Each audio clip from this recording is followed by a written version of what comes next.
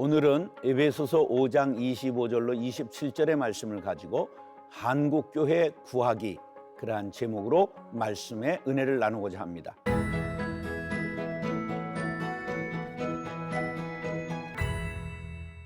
예수님께서 공생애를 시작하시면서 회개하라 천국이 가까웠느니라 말씀하셨습니다. 회개는 천국 문을 여는 열쇠입니다. 회개는 범죄한 인간이 하나님께 나아가는 데 있어서 필수 조건입니다. 외국을 여행하려면 그 나라의 비자를 발급받아야 하는 것처럼 천국에 들어가려면 회개라는 비자를 받은 사람만이 들어갈 수가 있습니다. 구체적으로 회개란 무엇일까요? 헬라어로 메타노이아라고 말하는데 가던 길을 돌아선다, 그러한 뜻입니다. 회개는 전인격적으로 옛 생활을 벗어버리고 전면적으로 새로운 생활에 들어가는 것을 뜻합니다. 회개는 지옥을 향하던 발걸음이 천국으로 향해 돌아서는 것을 뜻합니다. 멸망을 향해 가던 발걸음을 돌이켜 영생을 향해 가는 것을 회개라고 말합니다. 마귀가 기뻐하는 발걸음을 돌이켜서 하나님이 기뻐하시는 길로 향하는 것입니다. 그러면 왜 회개해야 할까요? 죄는 하나님과 우리의 사이를 갈라놓기 때문입니다. 죄를 지으면 하나님께서 얼굴을 돌리시고 우리의 말을 듣지 않으므로 회개해야 한다고 이사야 59장 2절에 이사야 선지자는 말씀하고 있습니다. 다시 말해 죄는 하나님과 단절되고 불통하게 만듭니다.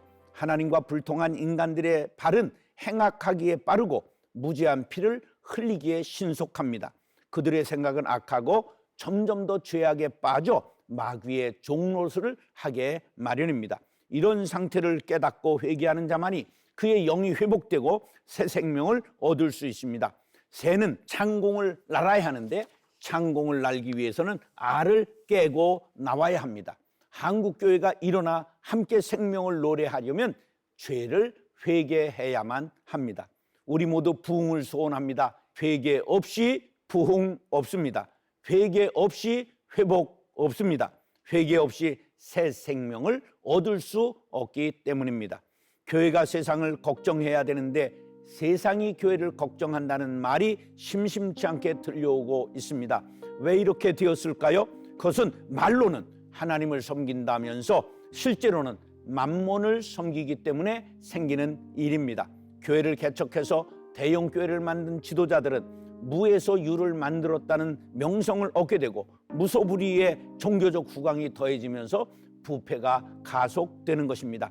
신자의 수가 목사의 능력으로 여겨지고 헌금의 정도가 목사의 능력의 바로메타가 되고 대형 건축을 통해 자기 실현을 꾀하는 성장주의가 판치게 되는 것입니다. 나눔과 섬김을 생각하지 않고 계속 성장만을 추구하는 것이 과연 하나님의 뜻이고 예수님의 방식인가 깊이 고민하지 않을 수가 없습니다. 세상의 성공 비결을 따라가는 것이 교회일 수는 없습니다. 사랑과 겸양 대신 욕망과 권력 다툼이 판치는 교회에 예수님이 머무시겠습니까? 우리 세상에 수많은 사람들이 무거운 짐을 지고 교회에 와서 안식하기를 원하는데 교회에 왔더니 근심의 짐을 한 짐도 얹어 보내는 꼴이 한국교회의 모습이 되지 않았는가? 우리가 반성해야 할 것입니다. 비판과 합리성이 통용되지 않는 조직은 타락하게 마련입니다. 세상의 평균에도 미치지 못하는 도덕성과 합리성을 가지고 교회를 운영한다면 교회는 더 이상 희망을 가질 수가 없습니다. 성직자는 의무와 책임에 있어서는 특권을 가져야 마땅하지만 삶에 있어서는 특권이 있을 수 없다는 것을 알아야 합니다. 우리 교회라고 안전지대가 될 수 없고 우리 저라고 해서도 예외일 수는 없는 것입니다. 우리 모두는 연약한 인간이요 한계를 지닌 인간일 뿐입니다. 그럼에도 불구하고 우리 모두가 날마다 개혁하는 교회가 되고 한국 교회의 개혁 모델이 되기로 스스로 다짐해야 할 것입니다. 사랑하는 형제 자매 여러분, 오늘 말씀을 상고하면서 교회는 어떤 곳이고 나는 어떤 신앙생활을 해야 하는가를 분명히 깨닫고 한국교회를 새롭게 하는 일에 앞장서는 우리 모두가 될 수 있기를 예수님의 이름으로 축원합니다. 먼저 자신을 드려야 합니다. 옛적 목사가 된다는 것은 세상의 부귀영화뿐만 아니라 안락한 삶을 포기하는 것을 의미했습니다. 제가 어렸을 때 집안에서 신학하고 목사 됐으면 좋겠다고 말을 했는데 얼마나 자존심이 상하고 화가 났는지 막 혈기를 부렸습니다. 지금으로부터 40년 전 목사는 후줄근한 직업의 대명사였습니다. 후줄근한 신방 가방 하나 들고 그 뒤에 허리가 굽은 권사님들, 할머니들이 신방대원으로 따라다녔습니다. 그로부터 한 세대 더 거슬러 올라가면 신사참배를 거부하다가 감옥에 가는 목사님들이 수두룩했습니다. 교회 하나 개척하고 또 몇 년 있다가 다른 곳에 가서 교회 개척하고 이름도 없이 빚도 없이 그렇게 헌신했습니다. 제가 어렸을 때 설문조사를 했습니다. 결혼 대상자 직업을 물었는데 목사가 거의 맨 꼴찌였습니다. 15위가 이발사였는데 그 다음이 목사였던 것입니다. 그러던 목사가 교회 부흥과 함께 결혼 대상 순위 1, 2위를 다투게 되었습니다. 10년 전까지 신학교 지원자가 날마다 차고 넘쳤습니다. 이들이 과연 자신을 하나님께 드리기로 헌신한 사람들일까요? 헌신을 다짐했던 사람들도 세월과 함께 변하게 마련인데 헌신을 다짐하지 않고 좋은 시절이었기 때문에 목사가 된다고 했다면 그것은 두말할 나위가 없겠지요. 어떤 사람이 아내의 성화에 못 이겨 교회를 나왔는데 헌금 시간이 돼서 헌금 바구니가 앞에 오니까 당황해서 지갑을 열었는데 현금이 없고 수표만 있었습니다. 옆 사람을 의식해서 10만 원짜리 수표를 헌금했는데 너무 아까운 생각이 들어서 끝나고 나서 사무실에 가서 9만 원 거슬러 달라고 했다면 여러분들 웃으시겠죠? 하나님을 위해 교회를 위해 헌신하겠다던 그 돌 같은 굳은 맹세는 어디 가고 교회에서 부를 쌓고 자기의 유익을 구한다면 헌금하고 거슬러 달라고 했던 사람과 무엇이 다르단 말입니까? 교회는 처음부터 끝까지 자신을 드리는 것입니다. 자신을 드리는 것이 예배요, 신앙의 알파와 오메가입니다. 우리 주님이 그렇게 본을 보이셨기 때문입니다. 오늘 25절 말씀입니다. 남편들아 아내 사랑하기를 그리스도께서 교회를 사랑하시고 그 교회를 위하여 자신을 주심같이 하라. 사도 바울은 그리스도께서 교회를 위하여 헌신하신 것을 비유로 남편이 아내를 사랑할 때 자신을 다 주어야 된다고 말씀했습니다. 예수님은 하나님의 아들로 육신을 입고 이 땅에 오셨다가 하늘로 승천하시면서 이 땅에 교회를 남겨놓으셨습니다. 그래서 그 교회를 그의 피로 사신 교회라고 말합니다. 오늘 본문에 예수님께서 죽으신 것은 교회를 사랑하셔서 교회를 위하여 자신을 주셨다고 말씀하고 있습니다. 혹시 이런 찬송가 기억나시나요? 내 주의 나라와 주 계신 성전과 피 흘려 사신 교회를 늘 사랑합니다. 이 가사는 사도행전 20장 28절을 근거로 작사한 것입니다. 여러분은 자기를 위하여 또는 온 양떼를 위하여 삼가라. 성령이 그들 가운데 여러분을 감독자로 삼고 하나님이 자기 피로 사신 교회를 보살피게 하셨느니라. 하나님께서 아들의 피를 흘려 그 피로 교회를 만드신 것이라는 것이죠. 그러므로 교회는 누구든지 보혈의 공로로 구원을 선물로 받는 영광스러운 곳입니다. 그 은혜를 받은 사람은 누구든지 교회에서 자신을 드려야 합니다. 그런데 언제부터 인간은 교회를 잘 운영하면 돈을 벌 수 있는 곳이 되었습니다. 저는 신앙생활을 하면서 어머니가 교회에 전부 헌신하는 것을 보고 자랐습니다. 그래서 저는 교회는 보너스를 주면 안 된다 생각하고 스스로 보너스를 받지 않았습니다. 그 논리가 무엇이냐? 기업의 이윤을 종사자들과 나누는 것을 보너스라 하는데 교회에서는 기업이 아니기 때문에 보너스 없다. 목사의 고집 때문에 사례 한 푼 받지 못하고 지휘자 반주자들이 얼마나 봉사하느라고 수고했는지 모릅니다. 그러나 하나님께서 그분들에게 건강의 복을 주시고 자녀들에게 복을 주시고 가정이 형통한 길로 인도해 주셨던 것을 보았고 또 주실 줄로 믿습니다. 교회는 그 누구도 받는 곳이 되어서는 안 됩니다. 자신을 드리는 곳이 되어야 합니다. 교회가 크면 이권이 생깁니다. 대접받으면 그때부터 신앙은 잘못되는 것입니다. 여러분들의 교회는 대대로 사꾼이 나오지 않도록 기도하시기 바랍니다. 자신의 물질과 은사와 시간을 아낌없이 주님께 드리는 헌신자들이 끊이지 않고 나오게 되기를 축복합니다.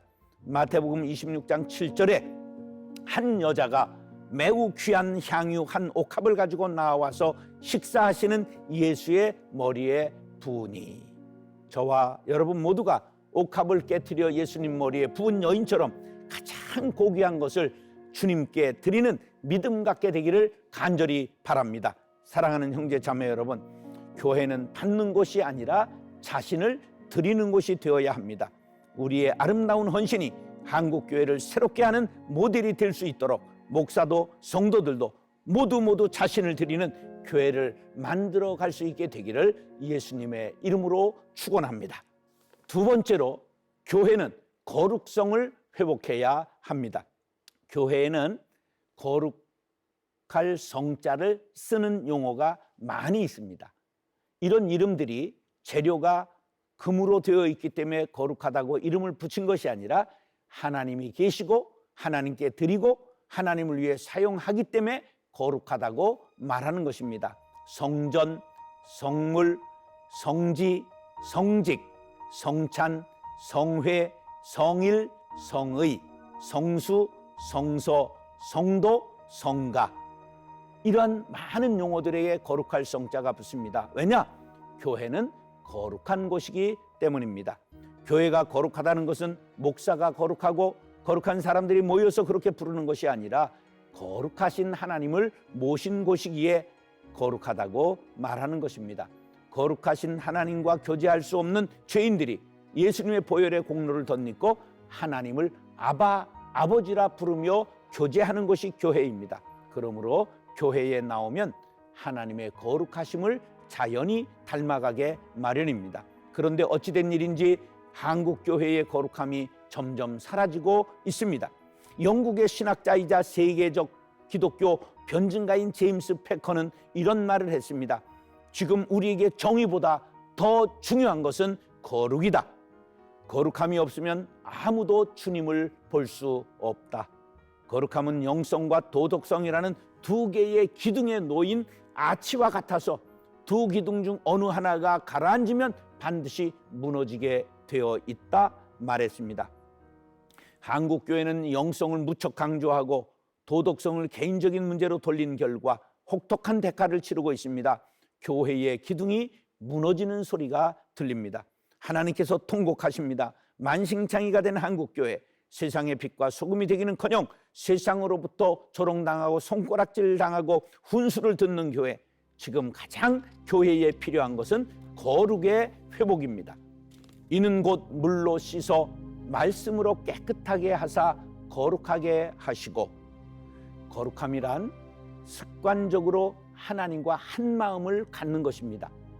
하나님의 판단에 동의하고 그분이 미워하시는 것을 미워하며 그분이 사랑하시는 것을 사랑하고 이 세상의 모든 일을 성경의 기준에 비추어 행하는 것입니다.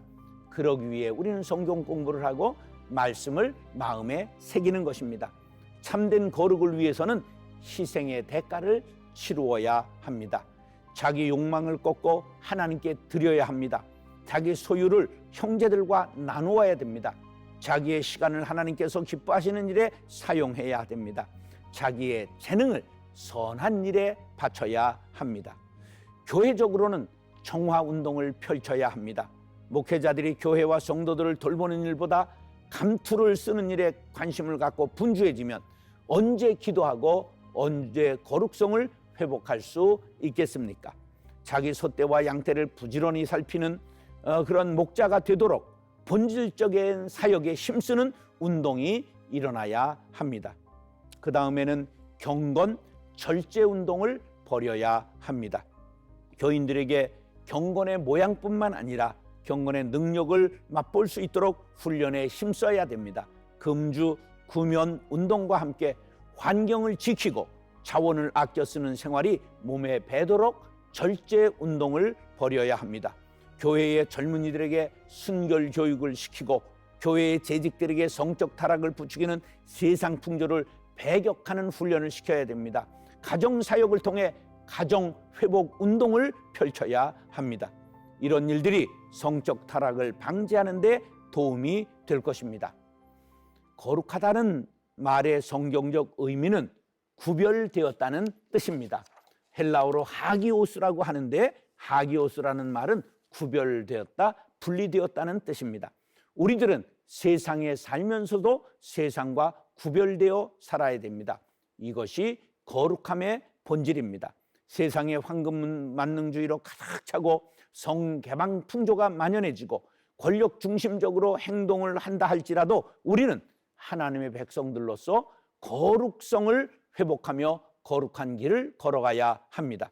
돈에 취하지 않으려고 몸부림치고 성적으로 순결하며 권력 있는 사람에게 붙지 않고 정의의 편에 서는 사람들이 되어야 합니다. 우리가 이렇게 거룩함에 힘써야 할 이유는 하나님의 자녀가 되었기 때문입니다. 레위기 11장 45절, 나는 너희의 하나님이 되려고 너희를 애굽 땅에서 인도하여 낸 여호와라. 내가 거룩하니 너희도 거룩할지어다. 바로 이 말씀은 레위기 11장 45절은 레위기의 주제가 되는 말씀입니다. 제사하는 백성, 예배 드리는 우리 새 예루살렘, 새 이스라엘이 된 백성들은 반드시 거룩에 힘써야 하는 것입니다.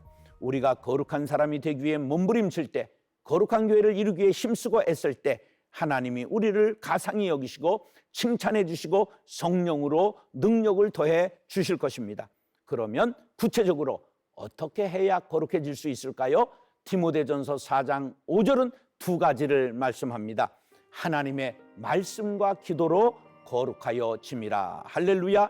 우리 모두 간절한 소원을 담아 기도하고 말씀으로 매일 우리의 욕심을 씻으면 거룩해질 수 있습니다. 사랑하는 형제 자매 여러분, 자신의 심령에 낀 때가 보이십니까? 말씀과 기도로 씻어내시기 바랍니다. 우리 교회에 낀 때가 보입니까?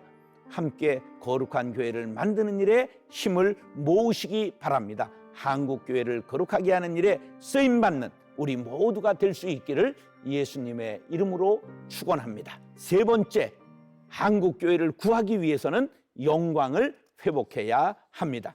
민족의 고난을 온몸으로 받아내고 민족의 고난의 중심에 서서 운명을 함께하는 영광스러운 교회가 한국 교회였습니다. 민족 지도자 모두가 이 영광스러운 교회가 배출한 인재들이었습니다. 교회는 하나님의 영광을 드러내야 합니다. 광야에서 모세가 성막을 건축했을 때 하나님의 영광이 나타났다고 출애굽기 40장에 이렇게 말씀합니다. 구름이 회막에 덮이고 여호와의 영광이 성막에 충만하며 모세가 회막에 들어갈 수 없었으니 이는 구름이 회막 위에 덮이고 여호와의 영광이 성막에 충만함이었으며, 또한 솔로몬 성전을 건축하고 봉헌했을 때도 하나님의 영광이 나타났습니다. 역대하 5장 14절, 제사장들이 그 구름으로 말미암아 능히 서서 섬기지 못하였으니 이는 여호와의 영광이 하나님의 전에 가득함이었더라. 할렐루야. 예루살렘 초대교회는 건물도 변변치 않았고 무리들의 면면을 볼 때 사회적으로 저명 인사도 없었지만 세상에 많은 사람들이 흠모하며 달려나왔던 영광스러운 교회였던 것을 성경이 증거합니다. 사도행전 2장 47절입니다. 하나님을 찬미하며 또 온 백성에게 칭송을 받으니 주께서 구원받는 사람을 날마다 더하게 하시니라. 로마가 기독교를 250년간 핍박해서 씨를 말렸다고 생각했는데 왕궁과 귀족의 내실에 있는 많은 부인들이 예수를 믿고 특별히 콘스탄틴 대제의 어머니 헬레나의 믿음이 아들에게 영향을 끼쳤습니다. 그래서 313년 기독교 공인령을 내리게 된 것입니다. 한국 기독교 초기는 영광스러운 교회였습니다. 민족을 구하려는 젊은이들이 교회로 모여들었습니다. 쓰러져가는 나라의 희망이 교회였습니다. 가난하고 병든 이들, 천대받는 사람들이 교회로 몰려 나왔습니다. 1919년 3월 1일 3.1운동이 일어났을 당시 2천만 민족 중에 100분의 1 정도인 20만 명의 기독교인이 있었는데 3.1운동 33인의 대표 중에 16명이 기독교인이었다는 것은 참으로 놀라운 일이 아닐 수가 없습니다. 그뿐만이 아닙니다. 국제보상운동, 금연절주운동, 애국개명운동의 중심에 교회와 그리스도인들이 있었습니다. 한국교회는 영광스러운 교회였습니다. 우리는 민족의 고난을 온몸으로 짊어지고 나아갔던 한국교회를 생각하며 이런 영광스러운 교회를 만들기 위해 인재를 양성해야 합니다. 그런데 지금 이 영광이 사라지려고 합니다. 우리의 죄 때문이요, 허물 때문입니다. 한국교회는 다시 예수님을 십자가에 못 박고 있지 않는가 회개해야 합니다. 오늘 본문 27절입니다. 시작, 다 같이 읽겠습니다.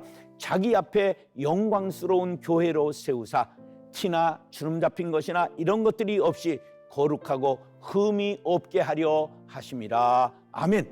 하나님은 교회를 영광스러운 곳으로 만드셨습니다. 교회는 하나님의 영광을 드러내야 합니다. 그런데 한국교회는 티와 주름 잡힌 것이 너무 많아 거룩함에 금이 가기 시작했습니다. 흠을 찾아 벗겨내고 티나 주름 잡힌 것을 걷어내야 합니다. 얼굴에 주름을 펴고 점과 티를 벗겨내는 것보다 교회의 영광을 위해 교회의 흠과 티와 주름을 벗겨내는 것이 더 우리들에게 급선무입니다. 그러면 하나님의 영광을 가리우는 것이 무엇입니까? 교회를 사유화하려는 욕심을 버려야 합니다. 자기가 100억을 들여 교회를 지었어도 헌금을 드린 순간 자신의 것이 아니고 하나님의 것이 되는 것입니다. 공이 있는 사람은 교회에서 힘을 빼야 합니다. 그래야 하나님의 일을 한 것이 됩니다. 개척을 해서 큰 교회를 이루었어도 교회는 개인의 것이 될 수는 없습니다. 말로는 하나님의 은혜로 교회가 부흥했다고 하면서 자신의 소유를 왜 놓지 못합니까? 그것은 교회가 아니고 기업이 되는 것입니다. 여러분의 교회는 그런 일이 발생하지 않도록 성도 한 분 한 분이 깨어 있어야 합니다. 하나님의 뜻을 묻지 않고 목사의 뜻대로 하는 것도 내려놓아야 합니다. 늘 하나님의 뜻을 물어야 합니다. 교회를 지어야 할까요? 하나님에게도 묻고 교인들이 함께 기도하고 대화해야 합니다.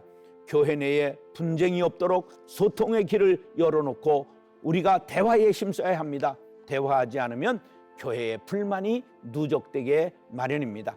교회의 모든 일을 투명하고 합리적으로 해야 합니다. 거룩을 빙자해서 은혜롭게 하자고 덮고 가면 안 됩니다. 그러면 교회는 썩게 되는 것입니다. 잘못했으면 무릎 꿇고 회개하고 고백하고 용서를 빌어야 하지 은폐하면 사달이 납니다. 돈을 사용함에 있어서 명명백백해야 합니다. 그리고 교인들은 목사를 아주 거룩한 사람으로 보지 말아야 합니다. 목사도 한 사람의 인간이요, 하나님의 은혜가 없으면 하루도 버티지 못하는 나약한 존재입니다. 그러므로 여러분들은 목사님을 위해 항상 기도하셔야 합니다. 여러분 꼭 기억하십시오. 교회는 하나님이 계셔서 거룩하고 영광스러운 곳입니다. 거룩하신 하나님의 말씀, 우리를 위해 대신 십자가의 고난을 당하신 예수님의 말씀이 있어 거룩하고 영광스러운 것입니다. 하나님, 예수님, 성경만이 변함이 없습니다. 사람은 변합니다. 변하는 목사 믿지 말고 성경 믿고 예수 믿고 하나님을 섬기시기 바랍니다. 우리 모두 하나님의 영광이 가리워지지 않도록 바르게 살아야 합니다. 또한 사람 때문에 하나님을 떠나고 교회를 떠나는 사람도 어리석은 일입니다. 사람들을 만나 교회 이야기가 나올 때마다 하나님의 교회가 왜 거룩하고 영광스러운 교회인지, 왜 교회를 떠나면 안 되는지를 분명하게 설명할 수 있는 사람들이 되어야 합니다. 우리 모두 자신을 하나님께 드리고 거룩한 생활에 힘쓰시고 교회의 영광을 드러내기 위해 성령님의 도우심을 간구하시기 바랍니다. 고린도전서 10장 31절의 말씀입니다. 그런즉 너희가 먹든지 마시든지 무엇을 하든지 다 하나님의 영광을 위하여 하라. 할렐루야. 사랑하는 형제 자매 여러분, 교회는 하나님이 계시기에 영광스러운 곳입니다. 영광스러워할 교회를 욕되게 하면 안 됩니다. 우리 모두 하나님의 영광을 위하여 소금과 빛의 사명을 감당하여 추락하는 한국교회를 구하는 십자가 용사들이 될 수 있기를 존귀하신 예수님의 이름으로 축원합니다.